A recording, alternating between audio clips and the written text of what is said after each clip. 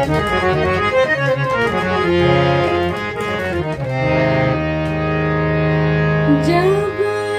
हुआ इरफान तो हम आराम जब बनता गया, सोजे जाना दिल में सोजे दीगरा बनता गया।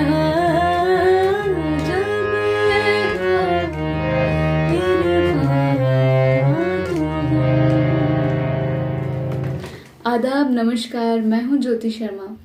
मालेगांव उर्दू की खूबसूरत बस्ती है और वहां रश्के बहारा के नाम से उर्दू का इंतहाई खूबसूरत प्रोग्राम मुनक़िद होने जा रहा है।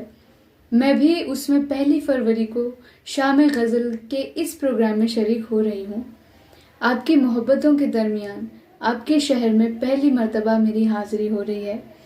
मेरी दरख्वास्त है कि जिस तरीके से मैं हैदराबाद से आ रही हूँ, उसी तरीके से आप सभी इस उर्दू के इस प्रोग्राम में पहुंचकर इसे कामयाब करें और हमारी हौसला अफजाई फरमाएं।